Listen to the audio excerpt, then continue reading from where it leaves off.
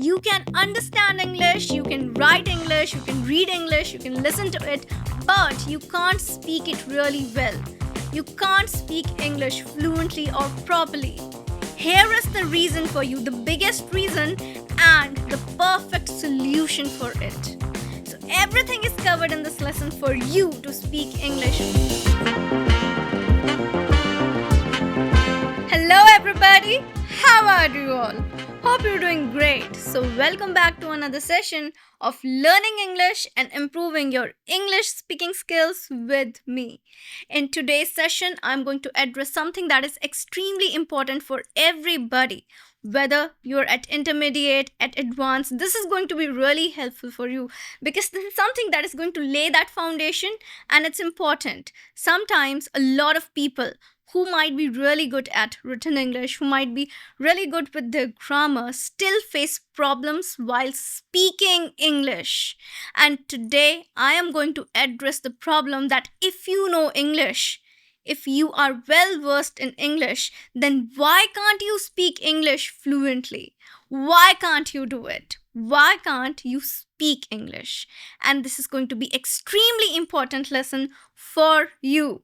So are you all ready for this? I'm Shivangi Gupta, your CELTA certified English language tutor, certified by the University of Cambridge, the UK. And before beginning, please subscribe the channel so that you can get all the lessons that I post for you on this channel, just for you on the channel so that you can speak English fluently. Please like the video and share it with your friends too. Now coming back to today's session, today's lesson, the reason why you can't speak English. A lot of times you might think that I understand English, I can read English, I can listen to it, I can understand, I can write really well, but yet I'm unable to speak it with the fluency. Whenever you're presented with a situation where you're supposed to speak in English, it often might happen with you that you're not able to speak at that particular time. What problems people face during this particular phase? They think that the words are not coming to their mind. They're not able to select the particular words, how to frame that sentence. They feel like everything is on the tip of their tongue, but nothing is coming out from their mouth. The sounds in the language, what to do, how to produce, what to say, everything is in a kind of frozen zone here in the mind. And this particular problem is known as passive bilingualism. Now, this is the term that not everyone is familiar with. This is a highly linguistic term. What is linguistic? Linguistics is basically the scientific study of any language is known as linguistics. And only the linguist, people who have studied a language professionally, would know about this term. So people who have done deep study of any language, deep analysis of a language would know about this term. Why do I know about it? As you know, I have my whole educational background in this particular field, English language, literature and teaching. So my whole educational background is in this particular field. I have studied the language. I have analyzed the sounds and everything of the language really deeply. That's why I know about this term. That is passive bilingualism. Passive bilingualism, a highly scientific term. Linguistic term. Now this particular term, what is it? It is the same thing, the problem that you're facing. That means the deep studies of language. The scientific study of language has also analyzed this particular problem as a real problem that you're facing. This is a condition. If you're facing this condition, do not feel that you're lacking or you're behind in your journey of learning English. It's perfectly okay to feel this way. The thing is that we have to focus on overcoming this problem, how to overcome it. So passive bilingualism is something that you might be facing. You might be facing problems like understanding English, you're able to read it, you're able to listen to the language, you're understanding it pretty well, you are good at writing English, you know grammar structures, yet you're struggling to speak it fluently. This is the problem you're facing. And how to overcome it is the main focus. Your focus must not be on the problem, that I'm facing this problem, right? To know about the problem is the work of researchers, right? They are researching about this, they are doing everything. What you need to focus is on the solutions that I'm providing you to overcome this particular problem. So your focus must be on overcoming the problem, not on the problem itself. The more you focus on the problem itself, it is going to increase. What you need to focus on is the solution of the problem. You're facing a problem, that's okay. Now, what is going to be the solution? So, let's begin with the solution, how you can overcome this problem that you might be facing. Coming to the second part of today's lesson, the solutions to overcome passive bilingualism. What is the solution? So, solution number one is going to be expose yourself to English. Expose yourself to English as much as you can. Now, what is exposing yourself to English? That means you have to expose yourself to more and more reading material, listening material, and watching material, the content in English. Basically, you have to watch a lot of content in English, you have to listen to a lot of content in English, you have to read a lot of content in English. You are exposing yourself to English. You are not traditionally trying to cram up things, you're not taking up a word list, you're not taking up words randomly from the dictionary. No, what you're doing is you're naturally acquiring the language. It's acquisition, language acquisition. So you're acquiring the language, right? And this is very important. So when you expose yourself more and more to something, to a particular language, the more comfortable you become in that language, the more familiar you become with the new words, the phrases, pronunciation, intonation. Everything is important. The vocabulary is equally important as the pronunciation. And then on later stage, that grammar structures are also important. But how to acquire them naturally rather than just rote learning the structures and going over just fill in the blanks, that is important. Practicing that is important. Practicing that aspect of grammar is important.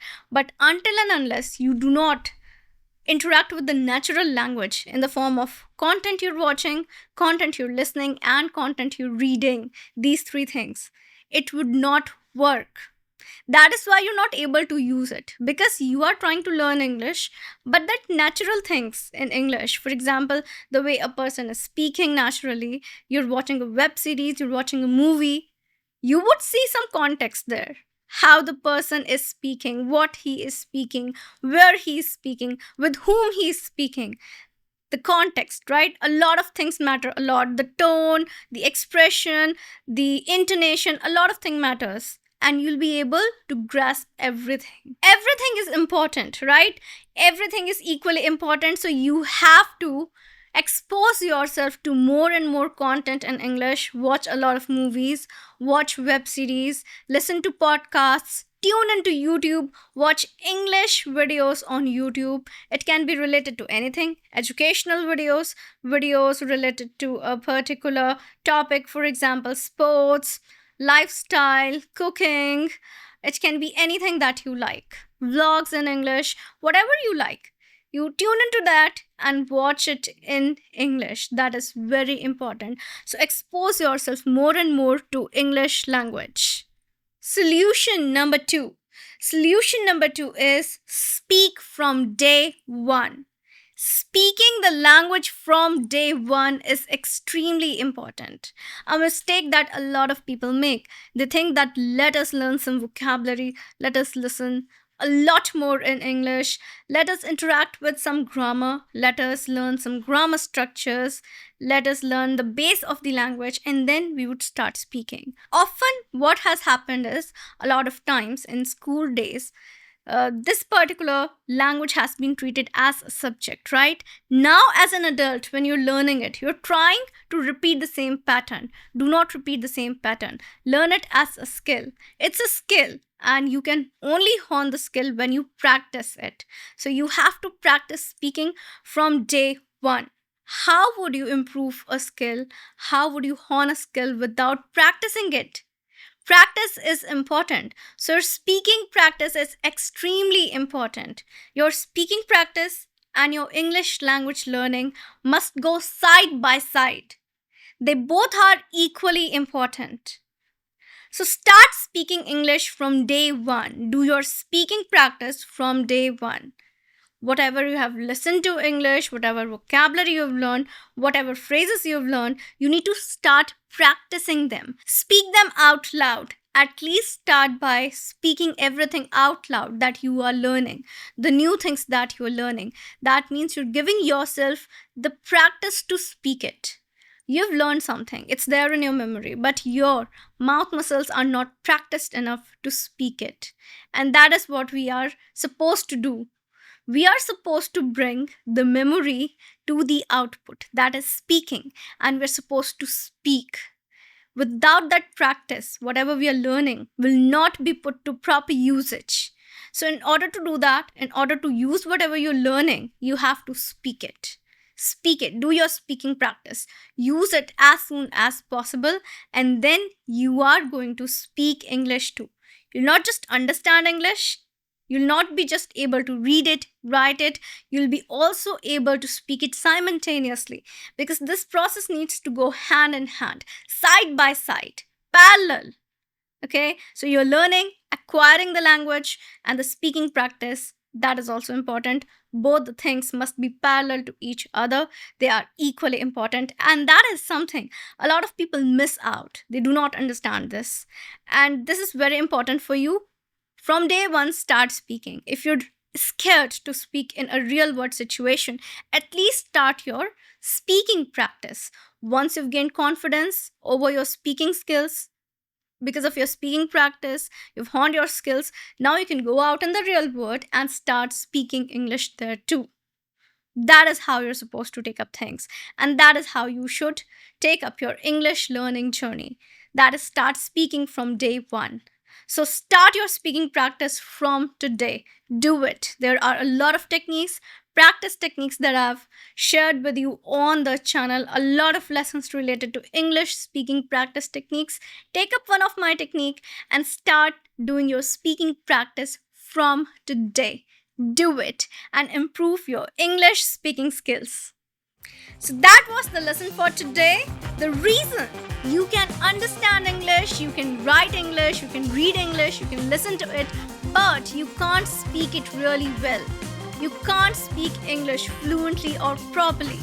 Here is the reason for you, the biggest reason and the perfect solution for it. So everything is covered in this lesson for you to speak English fluently. You just have to apply it, just focus on the solution and see the problem vanishing quickly. So this was it. That was the lesson for you. I hope this helps you. I'm gonna see you again in a new lesson. Till then, everybody, take care and bye.